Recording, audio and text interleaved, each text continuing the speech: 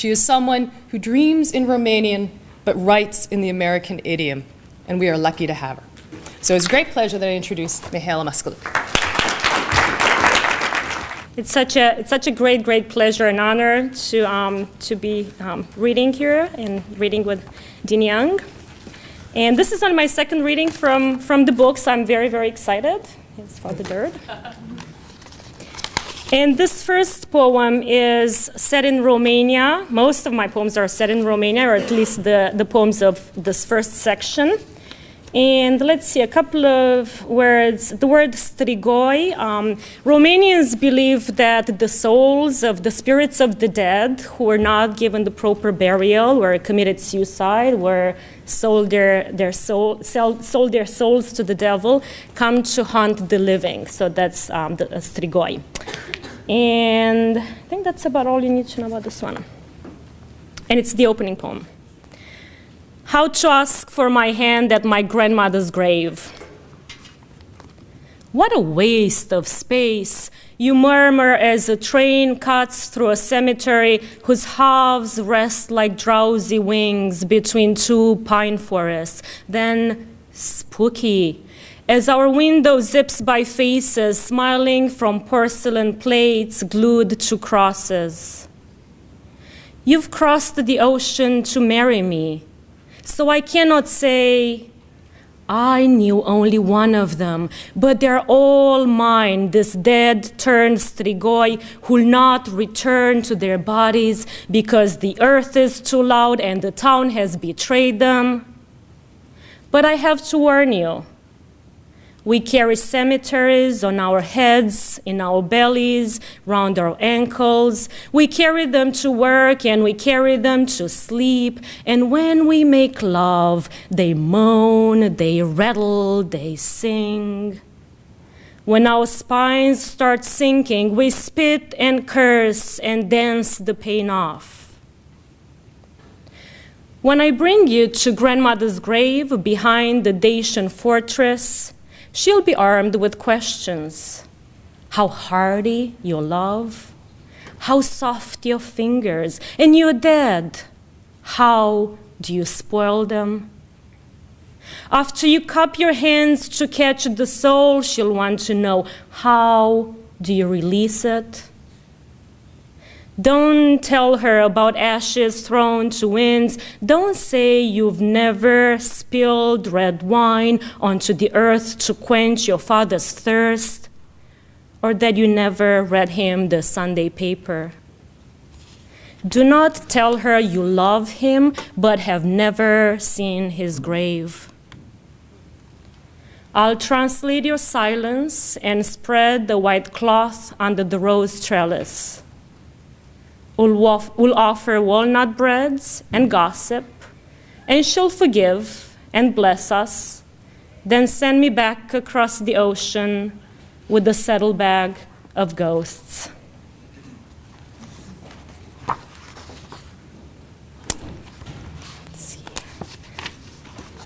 Another poem set in Romania.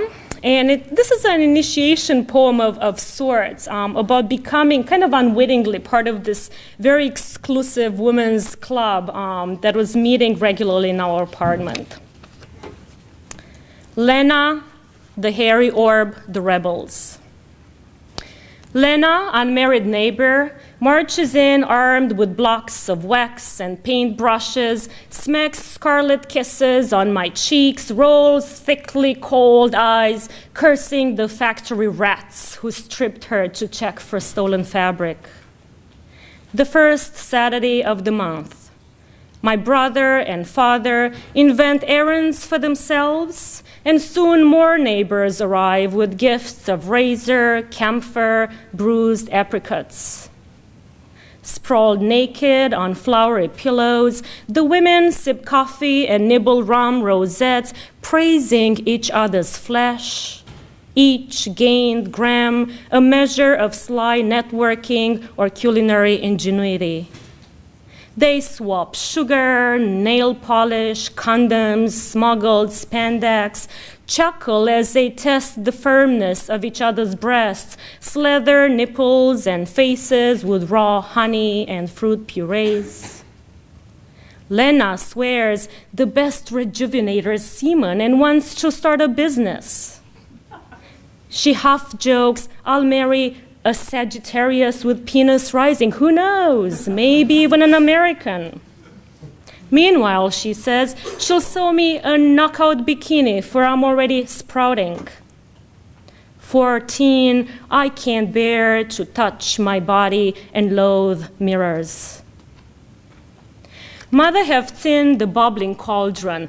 Ribbons of pale sap raid the skin, uprooting resurgent colonizers. Eyebrow stumps, stiff blades, fine hairlings, you-down of lush pubes. I squeeze the bristly belts of wax into a globe and smooth continents with sweaty fingers. When nobody watches, I smell the future. Frankincense, honeybees recocking hives, a hint of dizzying sweetness. But the camphor's corks off, the 100-watt bulbs burning, and Lena's steaming pot of chamomile hovers now under my blemished face.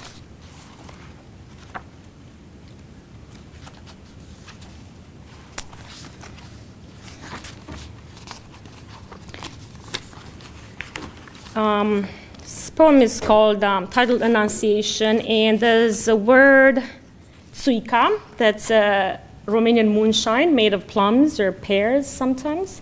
And let's see, it's set in the 1990s in Romania. And in the 1970s and 80s, a lot of Roma women, known as gypsy as well, Roma women were sterilized without their knowledge, very often while they were receiving assistance for other medical conditions. And the children of unsettled Roma were taken away often from their families and put in state orphanages. Annunciation. Come sunrise, she shouts the garden snakes away, smolders shack and pig pen in fumes of last year's rags, sways the scythe above wide-eyed peonies, then sprinkles tsuika on the hirsute hickories, seaming her corn patch to the unbroken woods. She gives the boiling linen a wide swirl, rests the wooden tongs on the cauldron lip, then slips out of the cotton robe and into the barrel that brims with rainwater. Its warmth so filling, so kind to the dry womb. When the state seized her boys, saved them, she wished she'd never had them. And when they pried out her last dead fish, she didn't know they'd scraped and clamped her clean, blind with pain on that spilling mattress, but not deaf. Dirty sow, retarded gypsy. Only later she remembered the heat of the head crowning, the sharp cry breaching the nurse's laughter. How she'd touched him before they touched him. So he may not be dead, just taken. 10 years now, she's been watching for a sign, the wine barrel's belly warm with promise, as in childhood, when the oak teased out of fall its distinct scent, clover and honeysuckle, the last batch, the last fermenting.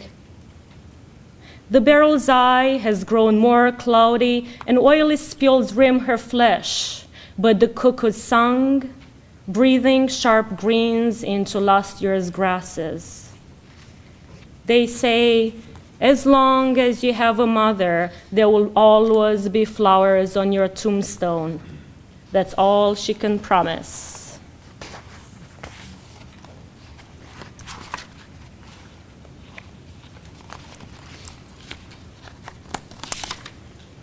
Self-portrait, pinworms.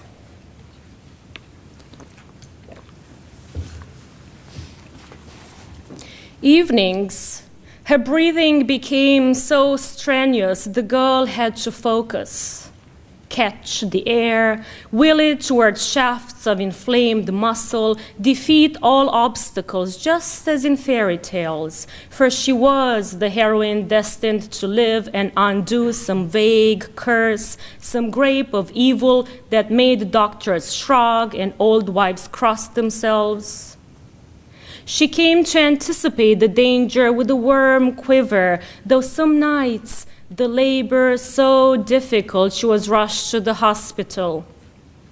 18-month, this peculiar case of asthma, as the girl grew diaphanous. What if she could not bite the air hard enough? What if, in place of air, she found nothing? What if she bit into nothing? She had thinned to air, so the doctor ordered more tests. Thousands of pinworms slithering upwards to hatch in the worm esophagus. One last airy feast before the ragged ball expired, and a new pallet of threadheads resumed the cycle. They shared her breath, and she loaned them her body, though by then they were all dying in teas and tinctures of wormwood. She no longer remembers the old fear, but can still taste the air, its penchant for disappearing. One funny thing about this poem, a number of friends who read the poem suggested that I take these two lines out, and I was absolutely convinced that the lines were crucial to the poem. And when the book came out and I read the poem for the first time, I realized that there's absolutely no question those lines had to go. So I didn't read them tonight. And sometimes, you see the poem and you see it on paper, and there's nothing you can do about it. That's when the crucial change comes in. And I'm going to read a few poems, maybe 3 poems from the middle section of the book. And for a number of years before coming to the States, for about 4 years, I worked with children and teenagers living in orphanages and on the street in Romania, in the northern part of Romania. And so some of these poems are in the voices of those children or about those children. What else? And these experiences are absolutely crucial to my becoming in terms of becoming a writer, but also as a human being. And pretty much everything I've learned about resilience and tough love and essence, I've learned from these children. And this is the poem from which the title of the book derives. And it's for Mitica, born 1980, dead 2004. Everything touched by darkness knows itself. When Mitica, street child blessed with lightning fists, as he dubs himself, allows the 7 layers off, his eyes turn into desert sand. Taut winged scarecrow, he begs forgiveness for letting his body undergo such mock baptism, then steps into the bathtub. When I daub his shoulders with olive soap, he prays for my bleached soul in quiet tones, asking that in the name of Father Dirt, I be granted absolution until my tongue learns the texture of rubble, the taste of clay.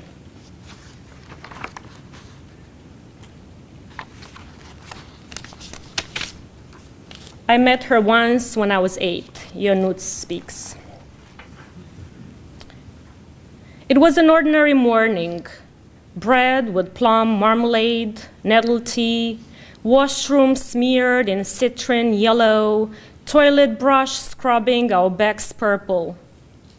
Ordered to the principal's office, I take my time with the stairs. Imagine belt, rolling pin, willow stick ready in his hand. Your mother, he says, eyebrows arching to acknowledge the woman sitting on a stool wedged behind the door, and I shake my head. Your mother, he repeats, now parting the curtain to catch a shout in the courtyard, and I shake my head. Wool headscarf in scorching sun, doubled in front, mud-nosed galoshes peeking under peasant skirt, and in her lap, a hen, a chick really, scrawny and dazed. She lifts the bird toward me without speaking. Her eyes, my own, follow me through the door, down 3 flights. That night, I rolled the mouth of a broken balloon up my left arm, and tightness feels good, a warm compress, before the flesh starts to swell and turn blue, then numb. Can't say why, but I take hold of my limp wing with the good one and lift it to my face tenderly. And one last poem from this section.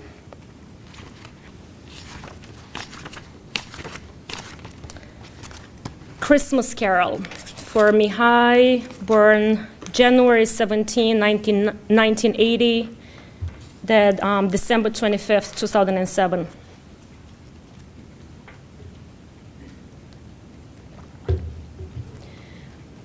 After he said he wouldn't come in, after he said he would only eat things made of angel wings, after he said he wet the bed and couldn't sleep on my sheets, after he said he only wore coats made of discarded angel wings, after he said he was not born of mother, father, or shooting star, after he caroled again and sowed rice on the shining linoleum, after he ate pecans and drank nettle broth and honeyed his scabs, after he bathed and prayed and slipped back into soiled clothes, after he coiled under the empty crib and folded his hands into a pillow, after he rose and gave thanks and called me mother, after I pray but I do not trust, after my belly is full of fear but I am not a thief,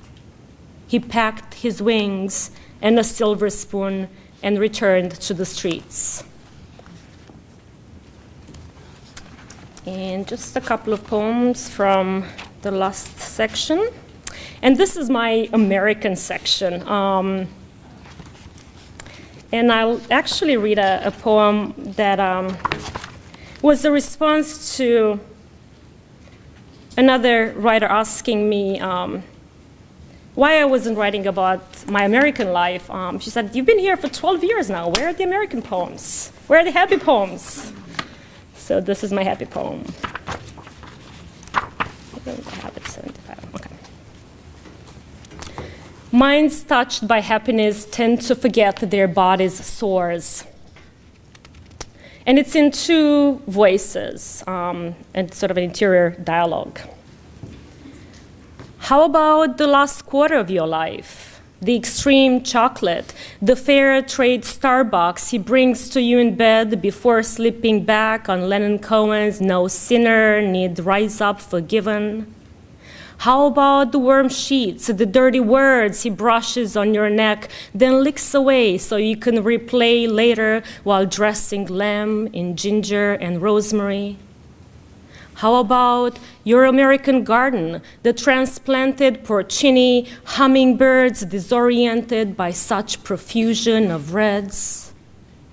How about his gift of poems and trust, the moon flushed but not with hoary myth, candles, fires? How about your tongue tonight, oyster raw, plump with the salt of matured desire? I am still green, a green plum delayed by prolonged Romanian winters. How about the Christmas our breads burned to ash in the oven? Kneeling in front of the TV, I waited breathless for the Ceausescu's execution. When the firing squad punctured their hearts 100 times and they crumpled like ragged dolls, I wept with happiness. How about that? How about that? And time for one more poem? Yes? I will read this poem for my husband Michael, a love poem. Cranes. Staccato foreplay as plumage bristles, explosive Carmen's bow, wings flex for high vault. Next comes the bribe of twig as bodies coiled and quail into crouch. Desire surges as body stills, flutter gives in to the lifting broom. Nobility in the midst of mediocrity, Aldo Leopold saw in their gallant wooing. By the time they are light, they've committed for life.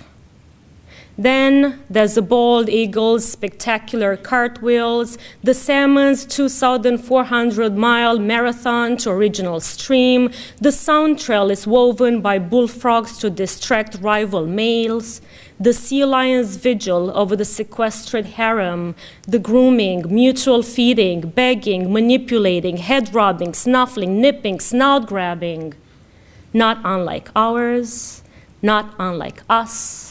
The suspension of habitual prose, the sphere's conversion of desire and need. Thank you very much. You never know where the poem's going to end, but it's always a wonderful journey. So it's with great pleasure that I introduce Dean Young. Thank you, Suzanne. That was very generous. Thank you, Mihaela, for that wonderful reading. I watched a little of her television show, and Mihaela said her poems were narratives.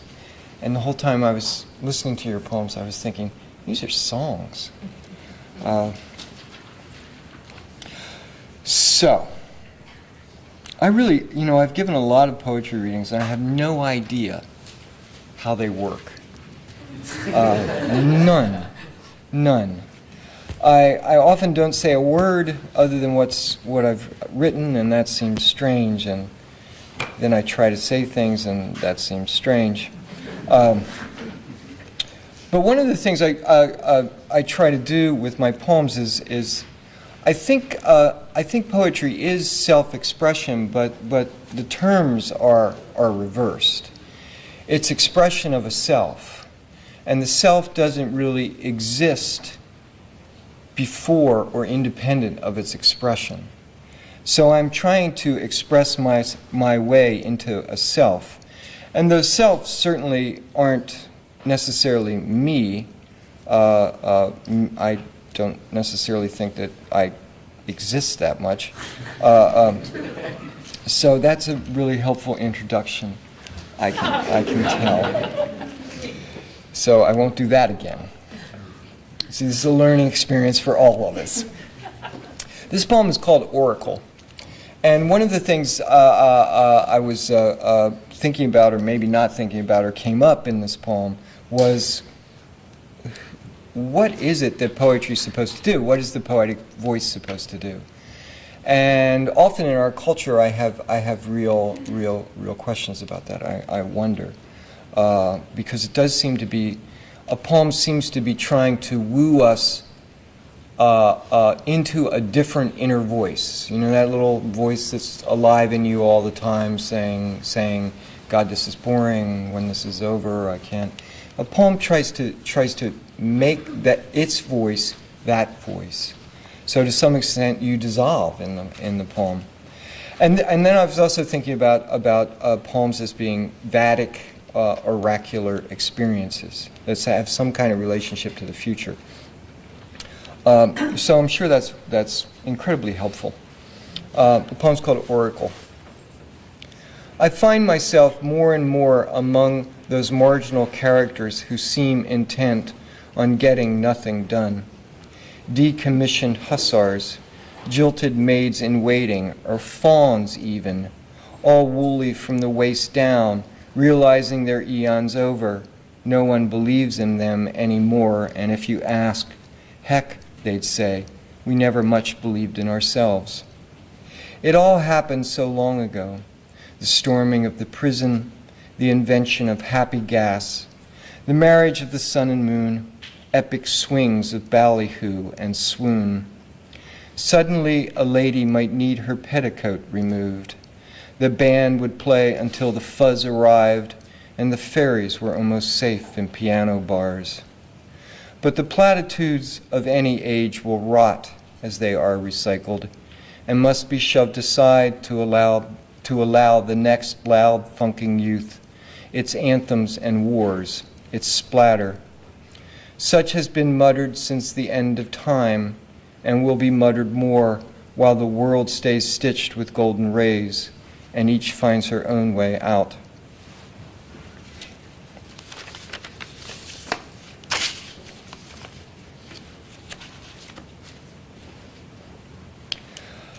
Another thing that I think is important for poems to do is find themselves in the human dilemma. And Mihaela's poems were very clear and powerful in that. And for me, it's often more of a search in the poem to figure out what the human dilemma is. And at times, that human dilemma, because I've been doing this so long, has to do with actually writing poetry and poetry itself. So this is called Selected, Recent, and New Errors. My books are full of mistakes, but not the ones Tony's always pointing out, as if correct spelling is what could stop the conveyor belt the new kid caught his arm in. 3 weeks on the job and he's already 600 legal pages. Lawyers haggling in an office with an ignored view of the river, pretending to be asleep, pretending to have insight into the muddy self. You think that's a fucked up, drawn out metaphor. Try this. If you feel like you're writhing like a worm in a bottle of tequila, you don't know it's the quickness of its death that reveals the quality of the product. It's proof. I don't know what I'm talking about either. Do you think the dictionary ever says to itself, I've got these words that mean completely different things inside myself, and it's tearing me apart. My errors are even bigger than that. You start taking down the walls of your house, sooner or later it'll collapse, but not before you can walk around with your eyes closed and rolled backwards, staring straight into the amygdala's meat locker and your own damn self hanging there. Do that for a while.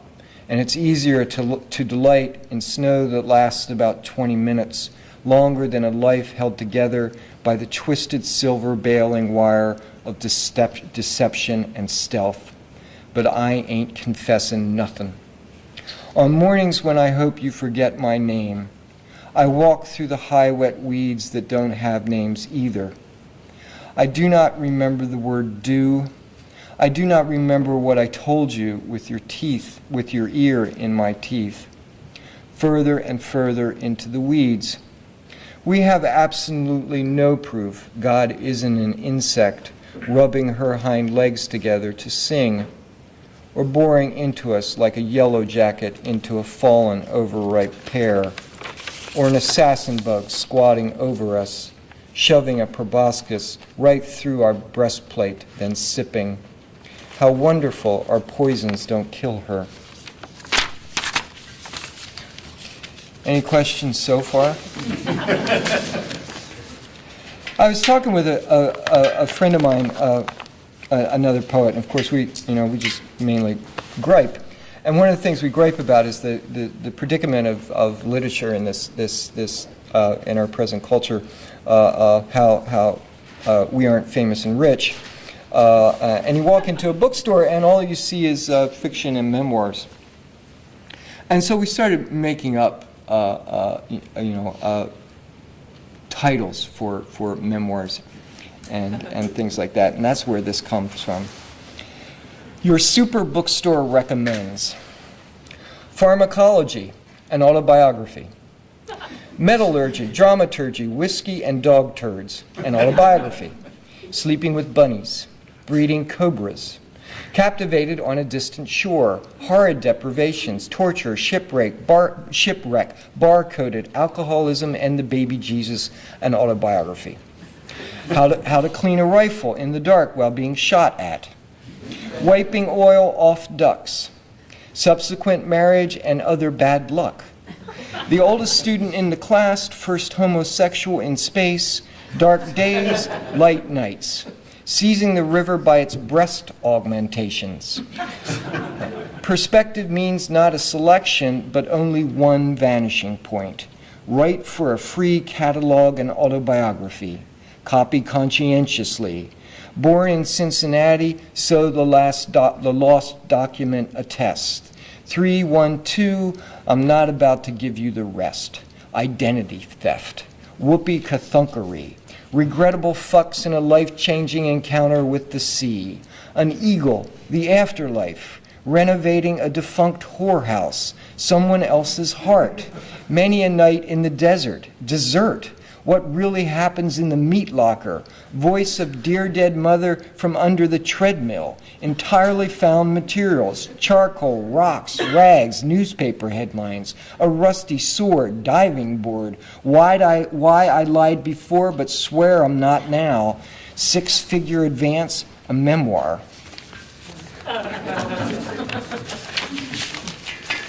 Okay, I'm going to try something really, really corny. And I ask your help for it. And I'm going to ask you, I can't believe I'm doing this. Don't tell anybody. My friends wouldn't be able to believe it anyway. It's because I'm really uptight, and this calls for a certain amount of play, I suppose. But I'm going to ask you to say aloud with me the last line of this is 3 poems, a triptych. See, I know that word. It's a nice word to say, triptych. It sounds important. It actually sounds like kind of bacteria, too. But so I'm going to ask you to say the last line of this poem. And part of what I'm sort of after a comic aspect of this line, which may not be apparent when I tell you this line. The line is, "We're going to die. We're all going to die." Okay? We're going to do this? Okay, 1. Sail on gazebos. They're having a contest to decide who's the biggest celebrity jerk. It's also snowing, oddly. Anything else you need to know can be gleaned from your neighbors' faces, but be careful not to meet their eyes, because there you will fall and fall in combat with the fiery administrative dragon. Oh, here's something just in. About a new cure that can be injected into the water supply so no one will ever be sad again. Still in its experimental stages with blind kangaroo tests. Side effects, of course, myoclonic twitches, pantheistic urges in contrast to suicidal flings, stinging peas. How you can get all that from a blind kangaroo, I'll never know. On another channel, it turns out the great masters achieved their effects of depth and luminosity with nearly endless layers of shellac. We're going to die, we're all going to die. 2, long run. We're going to die, we're all going to die in a flash, maybe by Bobkin, or dissolve, 1 if by water, 2 if by acid unseen. I'm not sure why I keep coming up with a negative number, the student says to her tutor, who's been trying to nerve up to ask his doctor for Vicodin, knowing he's not in that much pain. Maybe a 4. Although cowboys and distant runners are notorious for underestimating their pain number. 2, says Buckeye Bob, with a rib sticking through his lung. By the 20th mile, you feel yourself eating yourself like 2 sharks in the womb. Part of the reason by race's end, if someone says, "We're bombing Mexico," you'd say, "About fucking time." We must be careful the president doesn't have to run too far during any single stint. Every night he dreams he's being chased by corporate mascots. That perv Snuggy Bear, that echo rapist Michelin Man. At least we haven't seen Mr. Clean for a while, since he carved a swastika into his forehead. When the student turns to leave, the tutor notices her ass embroidered with butterflies. We're going to die, we're all going to die. Okay, this is the last one. Snowy Throne. I started like you alone, scared with a rusty scimitar, some debunked directions, a patrimony of thievery. I don't know if the monsters I encountered and befriended in their wig-infested piano bars and aluminum tang swimming pools along the way are still there. If they even care about their riddles. Mankind always seemed the answer, or myself, or a duck. When I fought my way into the walled city as visiting faculty, I became indistinguishable from the mouth breathers, visionary drunks, and idiot savants that make up a good writing program. Where would we be without fever dreams, without the murderous, ungrammatical attacks of half-plucked chickens upon their brethren half-plucked chickens? Yet like me, once you fight your way in, you'll need to fight your way out, lest your expulsion seem involuntary as a splinter's. Out through the upchuck of the night before's valediction, losing all companions, the blankie that kept you warm through dark hours of self-worth issues hail. But surely these travails are necessary, like past extinctions that brought forth the present exfoliate diversity that goes extinct as we watch burping. The path before us now is the same as it's always been, dizzying with endless rise and drops, outbursts of roses, outbursts of rot. We're going to die. We're all going to die. Well, you'll remember something.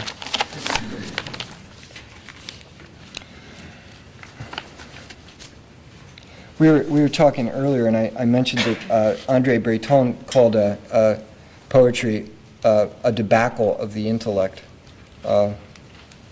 which always cheers me. Whether or not I have an intellect to debacle, I'm not sure, but this is called the obscurist. You can't grab blossoms. You can only grab God. You can't grab God. You can only be devoured by the waterfall, spit out by snakes, a busy afternoon. Don't forget the monarch-winged skeleton hung from the chandelier as part of your instruction. A chandelier not made of ice is a waste of liquidation. Death is a waste of liquidation. Do you think the miraculous is only what you've never seen? The dog sleeps on the couch. You see that, right? She's about to take off her costume. And how about when tears illuminate even the nothing lit? I can't help you any more than you can me. No single point will assert its vanishing. The mantis tall as the flagship, the cosmos a pinprick. Ergo, hold this broken bolt against your chest until it shares your fever, evening star. Let's get you out of these wet things. With enough practice, we may become an orchard. I was given a mechanical rabbit as part of my instruction. The dog turns gray as a formality. The vines proliferate as a formality. Something inside us is always counting backwards. We enter through zero. Even in rapids, we find our rest.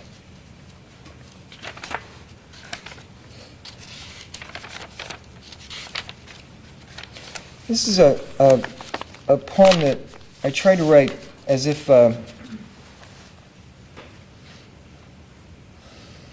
was Thomas Wyatt reincarnated as Walt Whitman. Mercury, as you know, is also called Hermes. He did a lot of things. He was the trickster god, but he was also the messenger god, and he carries the messages back and forth between Orpheus and Eurydice. And one of the problems with a message being carried by a god is it's obscured. it's sort of often impossible to read because the medium of being carried by a god lends so much radiance to it that it messes up the message. And of course, that's where our word hermetic comes from. And that's also where the astrological thing about when Mercury is in retrograde, which means it seems like it's going backwards. That means that there's a lot of complications in relationships because things are not understood well.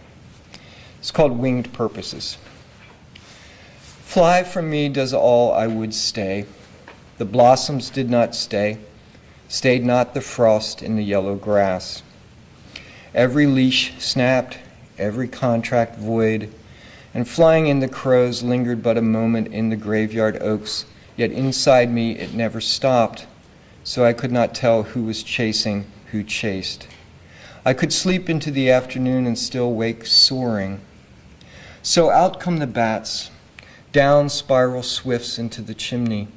Hey, I'm real, say the dream figments, then are gone like breath prints on a window, handwriting in snow. Whatever I hold, however, flies apart. The children skip into the park, come out middle-aged with children of their own. Your laugh over the phone, will it ever answer me again? Too much flying, photons perforating us, voices hurtling into outer space, Whitman out past Neptune, Dickinson retreating yet getting brighter. Remember running barefoot across hot sand into the sea's hover. Remember my hand as we darted against the holiday Brooklyn throng, silver mannequins in the windows waving, catching your train just as it was leaving. Hey, it's real. Your face like a comet. Horses coming from the field for morning oats. Insects hitting a screen. The message nearly impossible to read, obscured by light because carried by mercury. I love you. I'm coming. Sure, what fluttered is now gone. Maybe a smudge left. Maybe a delicate under feather. Only then that too, yes, rained away. And when the flying is flown, and the heart's a useless sliver in a glacier, and the gown hangs still as meat in a locker, and eyesight is dashed down glass, and the mouth is rust-stoppered, will some twinge still pass between us, still some fledgling pledge?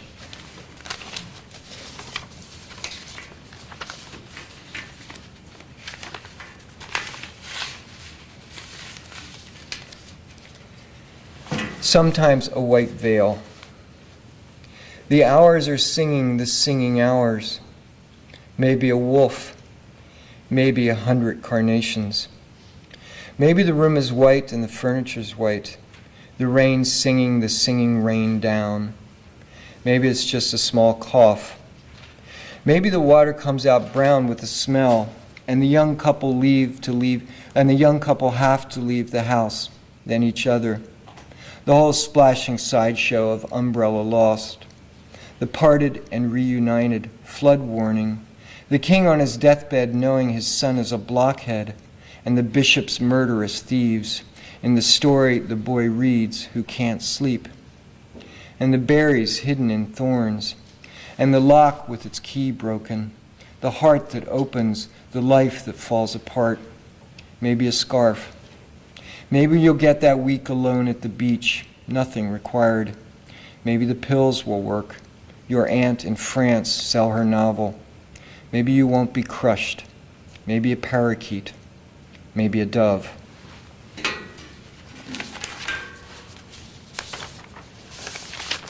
You guys are very quiet. Feel free to talk among yourselves. It's nerve-wracking up here. This is called Missing Person. Shouldn't someone be wondering about my whereabouts about now? I know I am. Must have been in the vicinity moments ago. There's his frock still shrugged with warmth, the characteristic paper sprawl. Just as well, he was never one to kiss and tell. twist and yell, perhaps, but who needs that?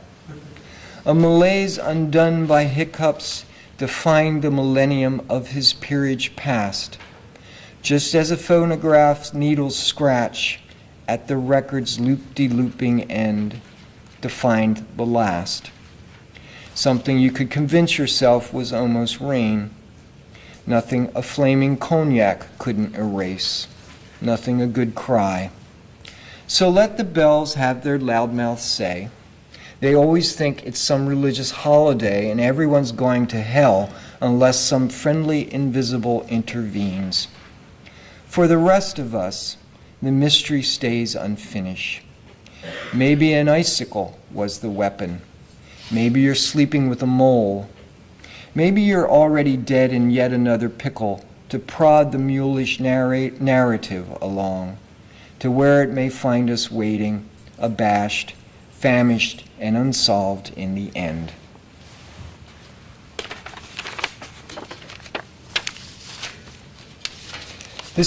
I'll finish with this poem.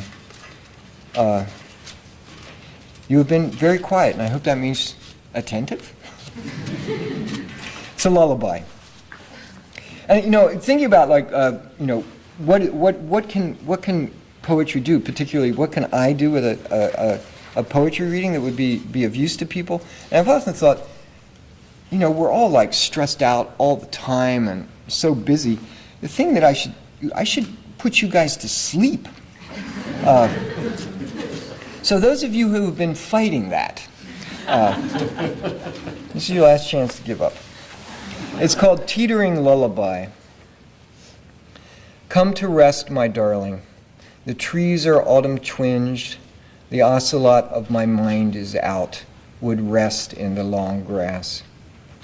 Comes to rest the bus in hydraulic exhalation. A puppy scamper wind finds itself over water and rest.